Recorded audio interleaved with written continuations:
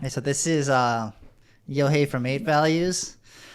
Today I will be talking with a software engineer at amptalk and a previous coworker of mine, Shunji Lin.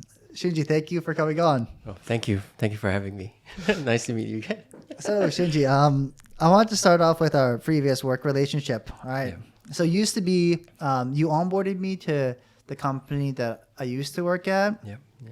And taught me a lot about software engineering, and also just a good friend of mine now. I would consider Thank you you. a friend. So, Same here. yeah. So Shinji, I want to talk about your story a little bit, Okay. about who you are, and then a little bit afterwards we'll talk about amptalk. Sure. But what were you doing before you came to Japan? Came to Japan. So I finished my military in Singapore, Mm-hmm. and I came here for my university education, pretty much. So that was 10 years ago. Yeah. And So when I've been you here. were, Yeah. oh, sorry. So I've been here for a while. Yeah. When you were deciding Yeah. between your options Mhm. after the military, what were you considering? Do you remember what you were thinking about at the time? Not really. I just wanted to get out of Singapore, I think. Yeah. And my mom is Japanese, so I used to have a Japanese passport. So I happened to go to the embassy once, I think to renew my passport or something. And they recommended this new program in University of Tokyo that's only for foreign students. So I was like, why not apply it? And And what was the program that you ended up applying to and then joining? it's like a liberal arts program at the University of Tokyo. Nothing to do with programming, actually. But it's through that course, I managed to take some like computer science related classes, and that got me interested in software engineering. And eventually, that led me to choose a career in software engineering. Yeah. Yeah. Yeah. What else were you interested in at the time? This is just like the stuff that I want to know. So Interested. Yeah, I wasn't I mean, thinking too much. I think I just wanted to have fun and enjoy university. So Yeah. Tokyo was a pretty fun place. Yeah. And like, apart from Tokyo, were you considering any other places to go to? I know you said you wanted to leave Singapore, but Yeah, not really. So what happens in Singapore is we usually apply for universities after high school. So before we have mandatory military service, so before we enter the military, we applied for our universities, etc. So I applied mostly to Singapore universities, and it's only after I went through military I realized, actually I got to go to many overseas exercise programs in the military, and I realized, it might be nice to study elsewhere, and I just applied to the University of Tokyo. Sure. Yeah. And then what did you end up studying for undergrad at University of Tokyo, and then the masters as well for graduate school?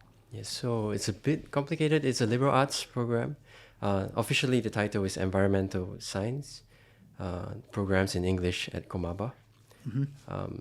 But basically, we can pick from any of the courses available in English in the campus, and we each get assigned to a lab in our third year or so. And when I got to pick my lab, I picked something that is called Joho Kagaku, I guess information science lab, and we did some very niche classical AI planning research, and that's why I got really interested in computer science, programming, etc. So I did that my third and fourth year, and also I did the master's under the same professor. Yeah. And I feel like you had like a claim to fame during your master's time. I think you were published in some sort of paper, and I've read the paper, and it uses lots of concepts I don't know. Do you still remember what that thing was about? Barely. I'm not so. I mean, I'm proud of the work I put in, but it's not something that I remember so much of. Yeah, it's something to do with optimizing search algorithms in external memory space, so something to do with hard drives and solid state drives. It got published for its novelty in Triple AI, which is one of the more well-known AI conferences, but it's so niche that I don't think is that interesting. I wouldn't recommend anybody to check it out. but my lab has a lot of pretty cool research that come out of it, and a lot of them went on to pursue their PhD in the States or Canada, I think. Some of them are, I think, postdocs, professors as well. So, out of all the subjects you could have studied, why study AI and the stuff that you did in graduate school? oh, that's a good question. I don't think I had so much of an option. Firstly, because in University of Tokyo, there was not so many professors who could speak English, so there was very limited selection of courses that were taught in English, and it just so happened that I took this like introduction to computer science class by my professor Alex Fukunaga, and yeah, he was very. I liked the class a lot. It was like I remember it was Common Lisp, Functional Programming 101, like straight introduction to recursion. Actually, it's funny. I remember he came into the class. The title of the class was Environmental Informatics. But when he saw us, he told us, I'm sorry if he's listening, he said like, guys, I know it's called Environmental Informatics, but I was pretty much forced to teach this class, so there's nothing to do with the environment. But we're going to teach you Lisp. Yeah, I'm just going to teach you Lisp for the next few weeks, yeah. And I got hooked. Yeah. And then I asked him if I can join his lab. And yeah, he very nicely said okay. So do you think that if there wasn't Lisp taught in that class, like let's say there was like, I don't know, something else. I don't know. Name your other language. I don't know. A language that you don't like, let's say. If that was taught, do you think you would be doing what you're doing right now as a software engineer? I think if I have not found that class, then maybe not. But I don't think the language is so important. I'm pretty language agnostic, so I just like the challenge of like solving problems in a programming language. At that time, it felt like magic, right? You can just type some code and some seemingly intractable problem you can solve in like a few seconds. So that's cool. Yeah. And so when you graduated, I guess your options must have been either go to get a PhD, go get a job doing AI, or become an engineer. I guess with that published paper, right? Like you had some options, I assume, right? Yeah. What were you considering after you graduated from that course, and like what were you thinking about that made you decide to become a software engineer out of all the things? So I think academia was pretty interesting, but maybe I felt that it's not completely fit for me. Firstly, because I think the quality of the paper, I mean, at least when I saw my peers, they were publishing like so many papers and they're really into that research lifestyle. For me, I was more interested in like a lot of software engineering books, how to scale your software. I remember having like debates with my professor, and he told me like, hey, that's not important in research. You just write a code without tests. And so I was more interested in like how to structure your code and that kind of stuff. So I thought maybe engineering is better fit for me. And at the same time, there was like an AI boom in I think everywhere, but also in Tokyo.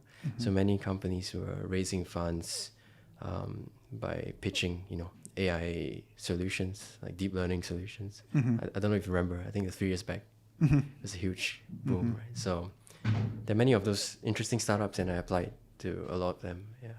So my first job was in a robotics company, trying to tackle self-driving car technology. So yeah, that was my entry into software engineering.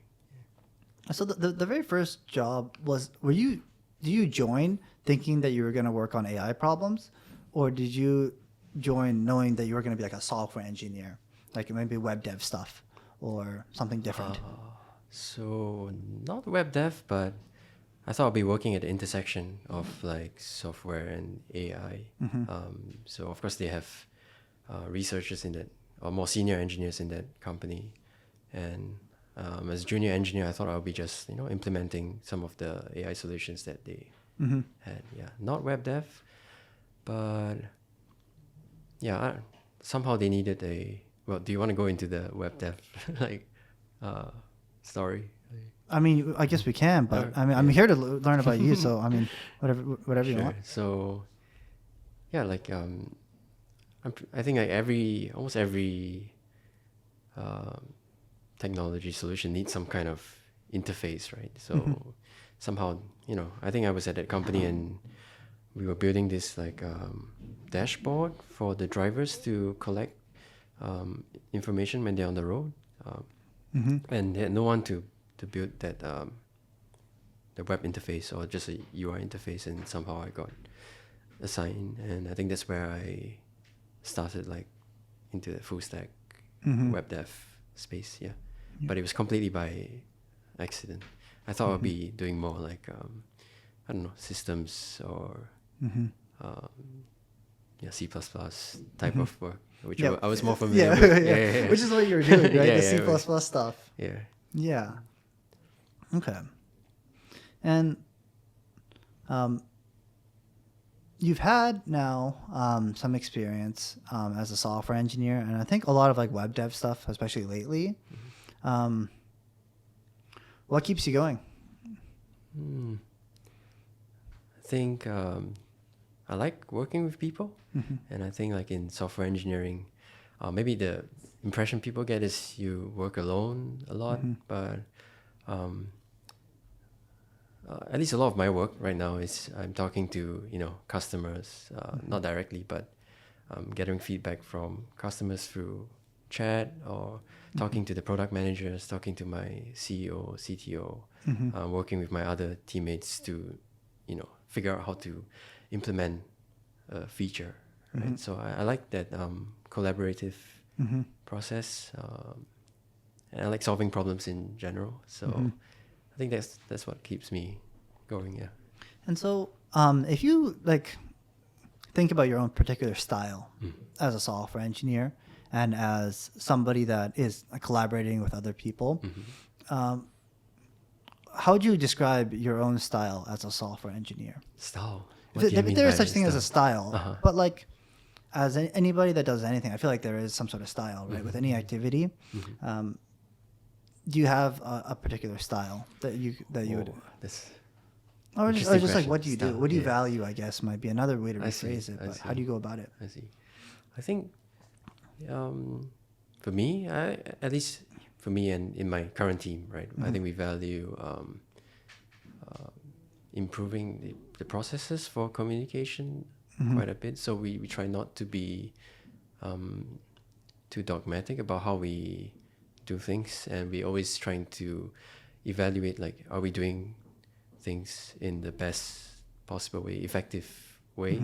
So when it comes to communication, we try to make sure there's not like people don't waste too much time in meetings, or we try to make sure everyone is unblocked from able to do their tasks and not like constantly waiting for something to happen before they can proceed. And I think as a small company, we can do that, and I think that fits my style. I really don't like wastage or like when there's inefficiencies, I get a little bit frustrated. So we try our best to. Does it make sense, or are you talking more about interpersonal, how I talk to someone? Yeah. I think I'm trying to get at what you value as like what you think a good software engineer should do, and the kind of things that you're trying to do here, or like if you could speak about the kind of software engineer you're trying to be at amptalk. Like what is that? What is the ideal? What is the goal? Okay. So maybe. I guess they can look at the other videos for the background of what we do, right? amptalk. So basically, it's a sales enablement platform that salespeople use to improve their own sales processes, right? The sales pipeline, sharing information across the sales team, for example. So I think to be successful here, or what I personally enjoy doing is finding out, how to always improve the product, finding out what delivers the best value to our customers. And I enjoy really enjoy working here because I think everyone is on the same page. When we are discussing features, we are always talking about, is this really the right thing to implement? Does it really improve the quality of life for our users? And I think to succeed, how to succeed as an engineer, at least in amptalk, is to have strong interest in improving the product, and hopefully, like, you're proud of the product that we are building. Yeah, Sure. That's one part of it. I think going back just a little bit Sure. to, you said that you were trying to take out inefficiencies in like a communication or in the kinds of like things that block work to be done. Has there been stuff that you guys have found out to be inefficiencies and like solved within the past, let's say, year? Sure. Any like specific examples of things that have been inefficiencies in the past? Sure. So maybe inefficiency is, it seems a little bit negative, but it's more like it's always a moving target, right? Because we are not a static company. We are always changing. We're growing. When I joined, I think there was only 4 of us or 5 of us in the company. Now we have maybe 20 people. So as we grow, or as we grow, we change. We need to adopt our processes to adapt to this growth. So, for example, something specific is that maybe we used to have a stand-up meeting every single day with the whole engineering team. But we realize as we're growing now, not everyone has to be roped into every discussion. We now it's more of a opt-in type of process. So if you are working on this feature, if you are a key stakeholder in this feature, you can choose to join. You should join this meeting. But if you're not, you can choose to join. Or otherwise, you can. We use our own amptalk platform. We record our meetings, all of them. So even if you're not a key stakeholder, but you're interested in contributing, you can always look at the videos, play it at 2 times the speed when you're free, if you want to, right? Yeah. Otherwise, so we're always trying to adapt, like eliminate waste and improve the processes, make sure everyone is happy, not frustrated with. Yes. Sure, with the processes. Yeah. Sure. When you think about the exciting things you get to work on within the product, has there been anything in the past year that was exciting for you to work on, that you got to learn something, even like after all these years of doing software engineering?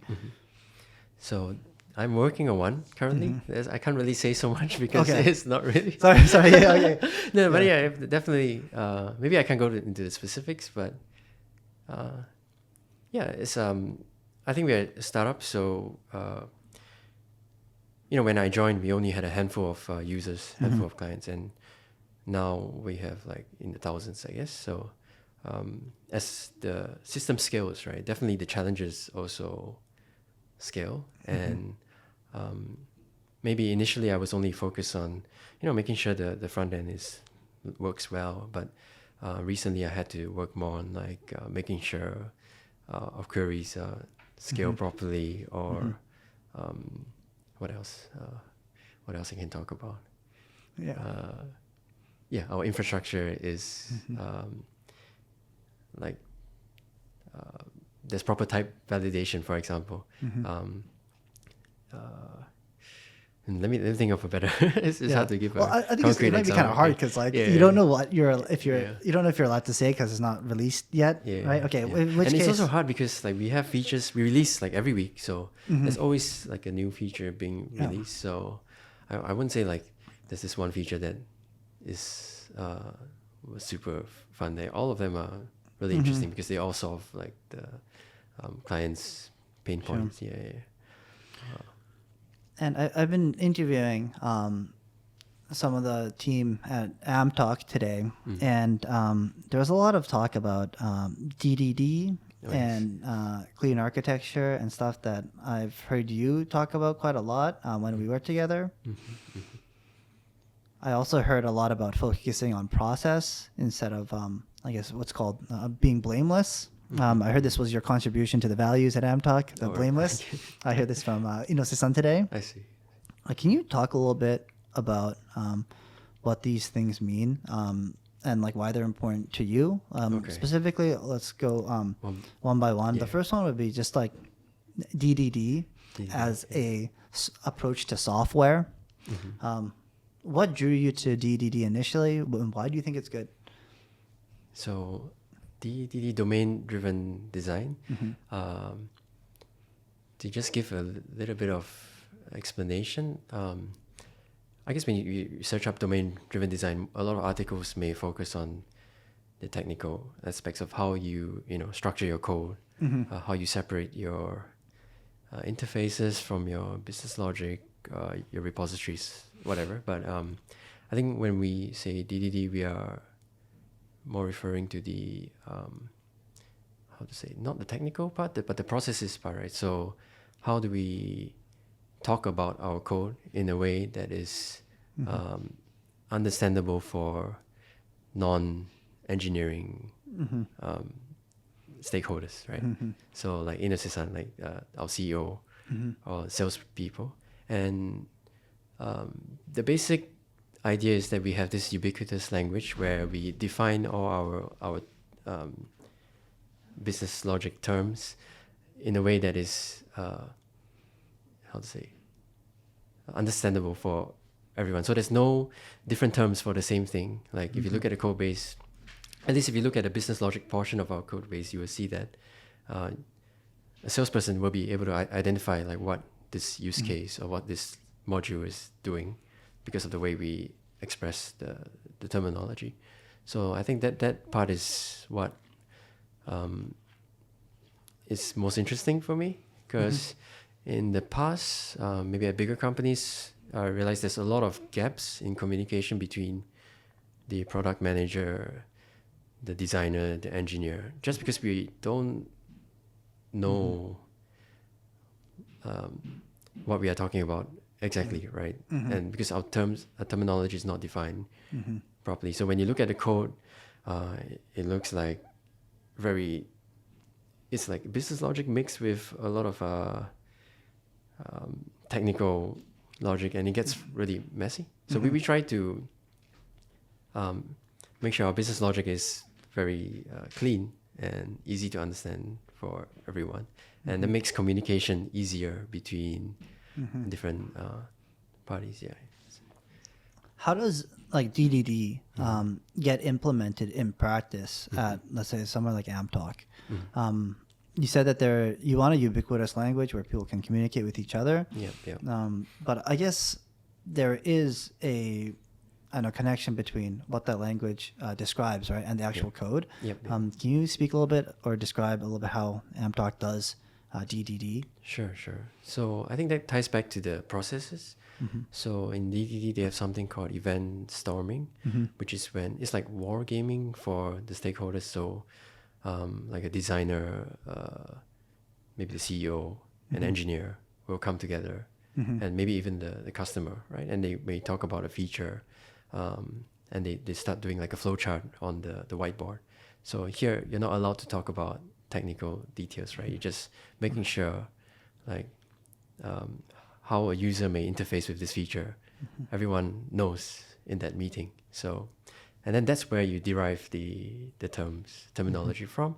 And then later when the engineer implements it, they implement just the business use case with these terms.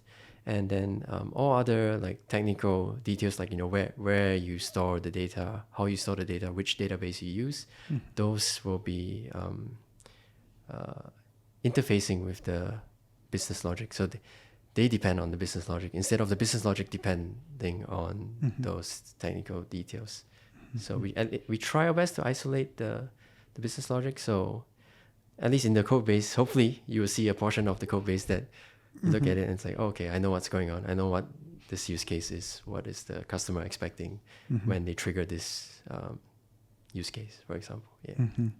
Yeah, but I think it all starts from the planning process. If you don't have that kind of like capacity to plan like that, or have that event storming or discussion, then it might be very difficult to implement DDD, no matter how well you implement all those, like, repository pattern or So I think that's what we like to focus on. Yeah.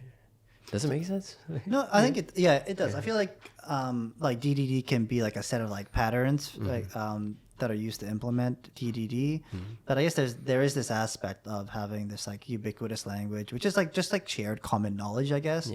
And the words with baggage, like everyone understands what that baggage is, as opposed to the opposite, which is, I guess, a lot of communication overhead and a lot of missed, communications.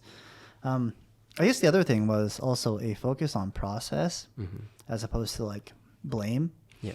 Why is that important to you? And why do you feel it was so important that you wanted to put blameless as a part of the values here at amptalk? Oh, it's a difficult question. I think, well, personally, I like to focus on things that we can improve. I mean, of course, when something goes wrong, it's easy to just, to say like, hey, this person did this thing wrong badly, so we should put the blame on this person. But yeah, maybe it's valid. Sometimes it's valid, of course. But I think at the very minimum, we should always try to look at are there any gaps in our processes? What can we do to prevent something like this from happening again? And not only is that, I think that improves the morale for teammates, to know that you're in a safe environment where you're okay to make mistakes as long as you follow, the process, right? But then if we spend too much energy focusing on, why someone did something badly, I think that just takes away our energy from, doing something that can have much better long-term impact to our... I think there's only one case in which blaming the individual is okay. It's like if there's like ill will or like it's like malicious in some way, then I think like that's like definitely a problem to be solved. But definitely there's, I guess, this other part about process. How do you make sure that you guys focus on process at amptalk, or even just, I guess, you personally, since you're the one speaking? But how do you make sure that you focus on process as opposed to all the other things you could think about? Well, it's interesting. Even like ill will, right? We can still put some safeguards to make sure that no one has so much power that they can destroy. It's the ill will AWS container somewhere. Like additional checks, right? So like not one person can destroy the whole system. So but yeah, I think it's more of a culture thing. I think it's easy, I hope, at amptalk, because everyone is on the same page. Like like blameless is one of our core values, right? So we try to always be critical about what we are doing. Of course we follow the processes, but when things become inefficient, or if someone feels that something can be done better, we're always encouraged to speak out about it, or even implement the change that they want to see. So I think it's just a culture. It's harder to do somewhere where you're not encouraged to speak out or question processes, for example, right? But here anyone can make a change or raise their opinions. There seems to be a culture here at amptalk, and when you interview people for like potential software engineers that want to come on the team, what do you usually look for within the interview process to like kind of uphold the culture or keep the culture or maintain the culture in this way? Or am I thinking about the question wrong? But what do you do, or what do you look at during the interview process? Sure. Well, personally, I think because we're kind of a small company right now, and the domain is quite niche, right? Sales domain. So I would say just by the fact that people are applying, it kind of signifies some interest in our product. So maybe our product itself is a good filter for what kind of engineers we attract. Someone who's not interested in the sales domain or are not open to learning about the sales domain may not apply, for this position. But I think of course we are looking at how open-minded someone is, how are they willing to interact with the salespeople. We have more salespeople than engineers, for example, at amptalk. So you're gonna be interacting with salespeople often. So see if they communicate well with them, show an interest in the product. I think it's not very difficult. Sure. Yeah. And turning the tables a little bit, Yeah. what do you think amptalk saw in you during the interview process? I didn't actually. When I joined, it was really small, right? So there was not so much of a formal process. I think even now we don't have so strict formal process. But okay, for me, I think I just worked really well with the team, which was just Inosu-san and Leon-san and Nobu-san, the ML engineer. So it was easy to communicate, easy to suggest improvements, easy to work with each other. So and I think hopefully we try to bring that in our current interviews as well. So as far as I know, I think I don't conduct interviews myself personally, but I think Leon-san, Suzuki-san, Keita-san, he will pair program with a candidate, and just to see like whether someone is easy to work with, can break down a problem, decompose into smaller solvable units, very very basic stuff, nothing too challenging. And as long as someone has the fundamentals and is willing to learn, I think that is more or less what we're looking for. And when you talk to, like, let's say your friends or other software engineers about the benefits of working at amptalk, let's say apart from salary, right? Because every company has like salary, right? Sure. What do you usually emphasize? Like, let's say to your friends, like, hey, here's like why you should work here. Like, if they're the kind of person that would do well at amptalk, like, what are the kind of the main points that you try to emphasize? The team is really fun to work with. I think will be first. I'm sure you met a few of them. They're easy to communicate with. It's almost like flat company. There's no there's no need to like there's no hierarchy. I hope so. That's my first thing I would say. Job is pretty flexible. We try our best to accommodate to each person's needs as well. So we have a lot of parents young parents in our company. So some of them, they have to take some time off to go to the nursery, or sometimes a child falls sick and they have to take like a sudden break. So we are flexible around the schedules as long as we get the work done. We don't have too many meetings for engineers, I think. Of course, sales, they have to do a lot of sales calls, so that's a different thing. And then I think you can make a contribution. We're still pretty small company, so you can make a contribution in the way that you can actually effect change in the company in the way that you want to. So we might, if you join and you have some cool best practice for I don't know, architecting the code base, for example, you are free to try it out. And I guess what part of the explanation that you just gave is the most important for you, like for your personal joy or happiness? I think the team is most. It's just fun.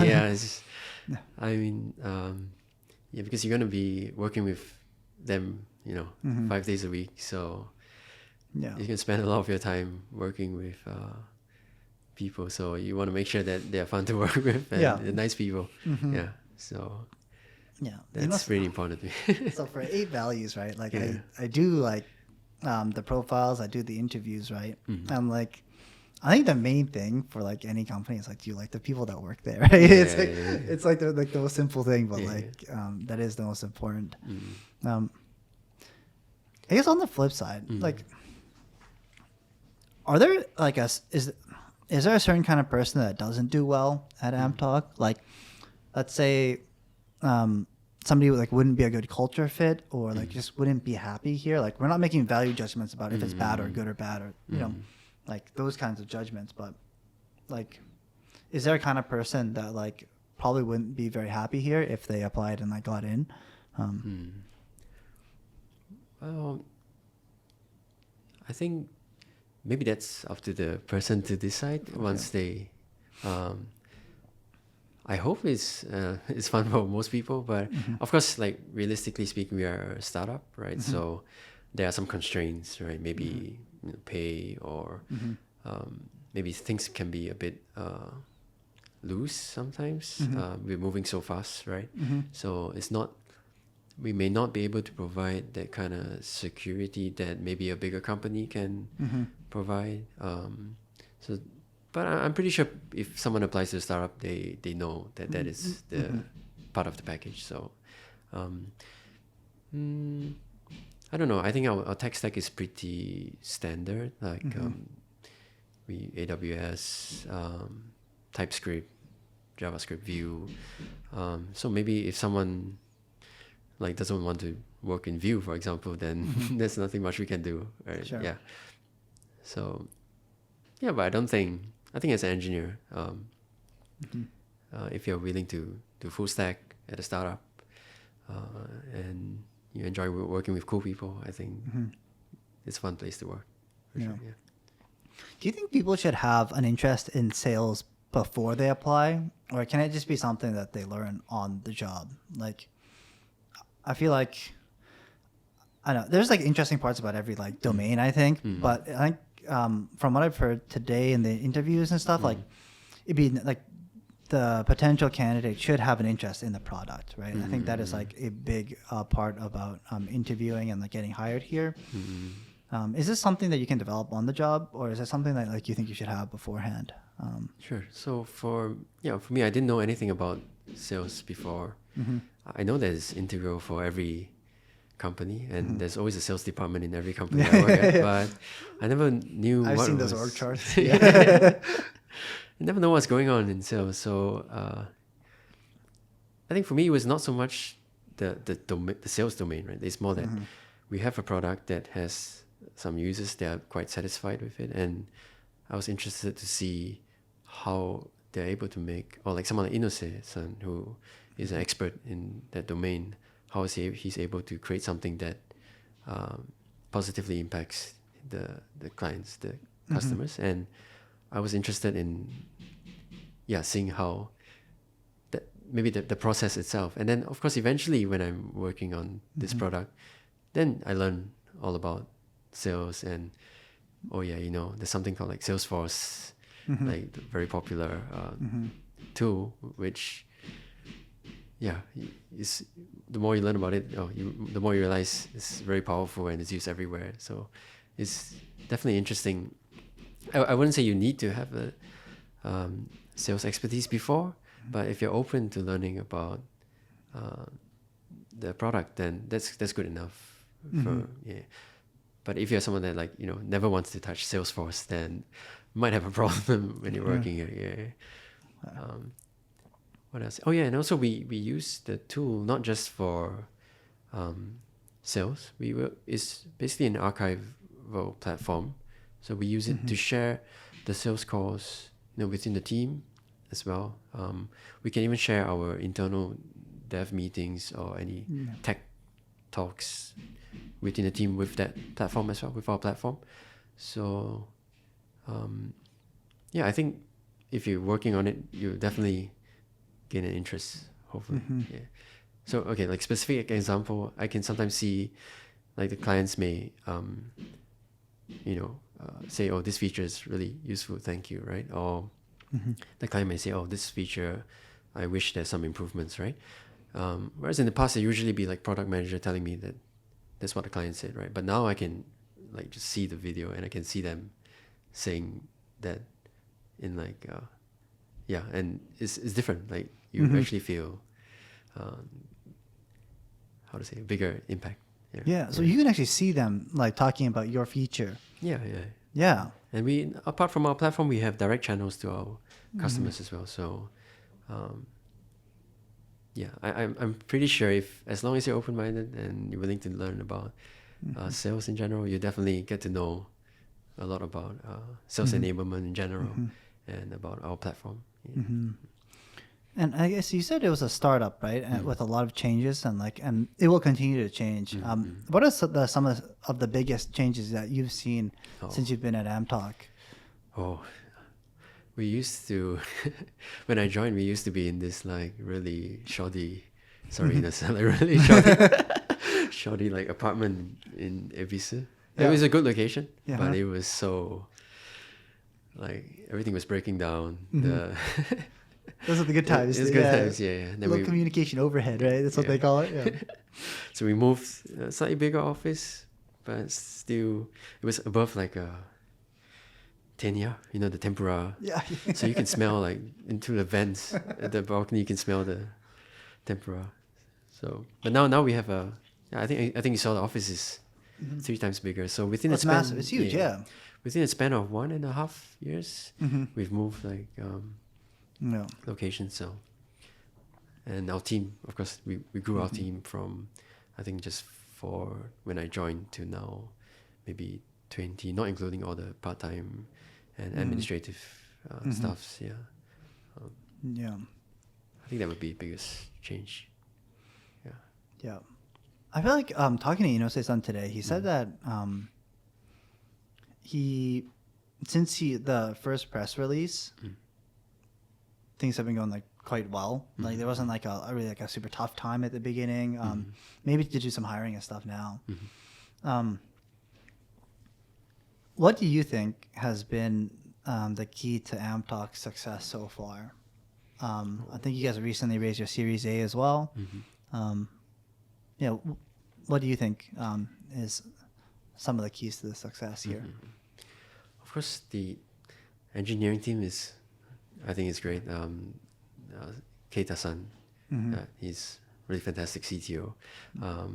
We have a good team, of course, but I also think that most of it maybe is due to the fact that we have a lot of people that are just passionate about sales. Our sales team, they use the product, right? And I think they all know what the experience of being in sales is. So they know, like in the past, when we didn't really use all this, Zoom meetings or all this web technologies to do sales, I think they had to just go down to the client's office and, do sales pitches, and sharing information was very tough. So, they know what it's like to be like a customer, so they really care about the product, and they always telling the engineers or how we can improve amptalk. So I think that's definitely, we cannot discount the fact that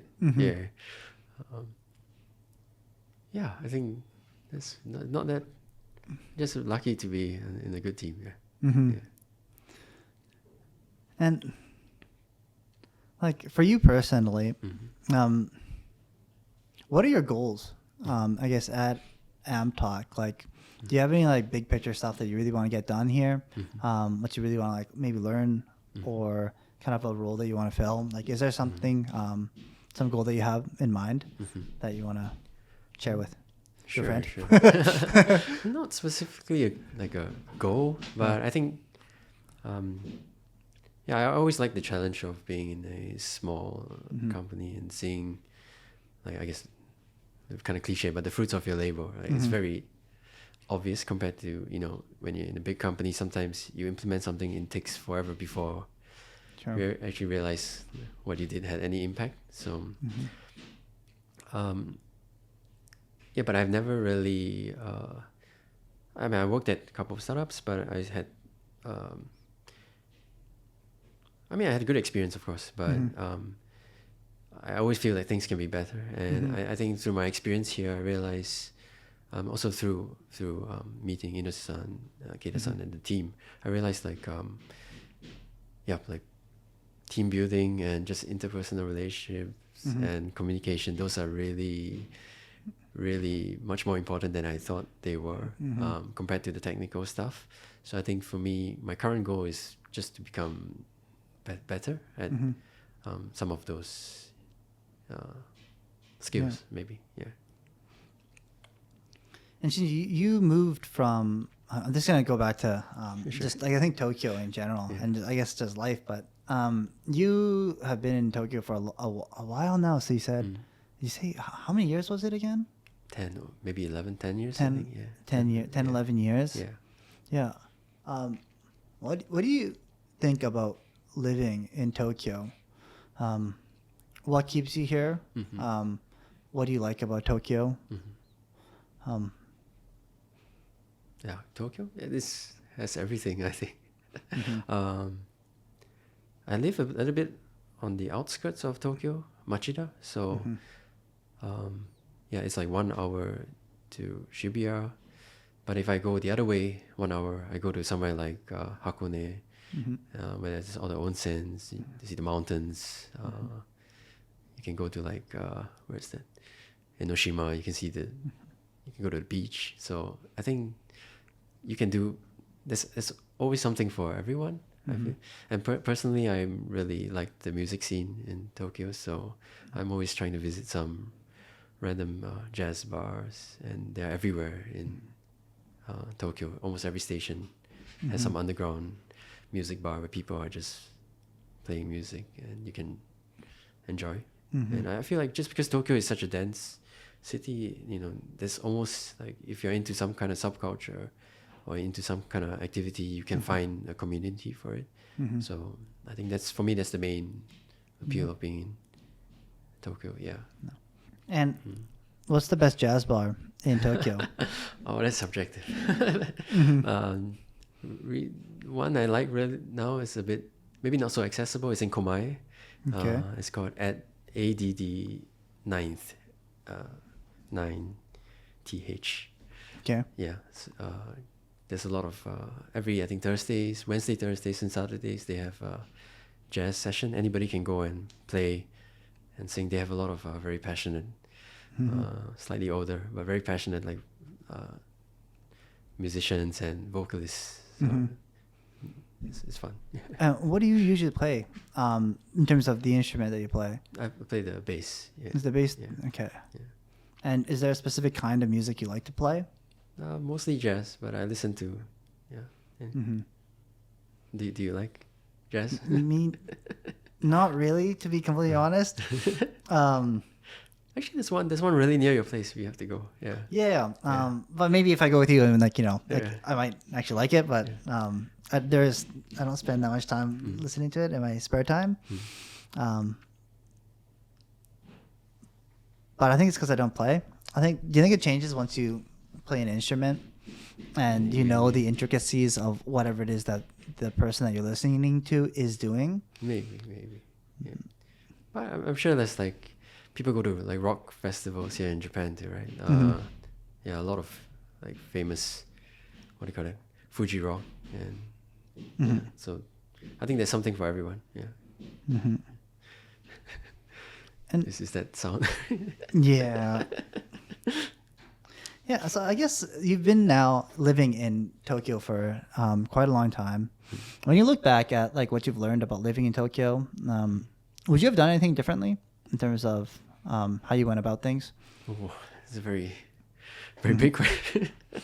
Yeah. Differently? This is starting to get very philosophical. Or even just yeah. like meeting your friends or whatever, anything. Okay, like, for someone who is Yeah, it's thinking mostly about... thinking about. I see. Like this is mostly about like somebody that just moved here or I is thinking see. about moving here. I think language maybe one of the biggest difficulty. Even for myself, I didn't learn until I came here, and I think maybe I didn't spend enough time initially learning the language. It just makes life much easier when you get some yeah, you can. The thing is, Tokyo is so convenient that you can get by without speaking. You can definitely get by without without But Japanese. it makes life much easier, and you get access to local communities, which is improves your quality of life. So maybe that's something I'm still studying, but that's something I would have paid more attention to when I first came here. Yeah. And I guess last two questions for you, Shinji. Do you have any advice to become a better software engineer? So you've been a software engineer for 10 years. Is there some sort of like career not lesson? 10 years. Maybe not 10 years. 6? I've been here 10 years, right? Been here, okay, sorry about that, yeah. Maybe 4 or 5 years, maybe. 4 or 5 years? Max, yeah. Do you want to share anything that you've learned about what it means to be a better software engineer during that time?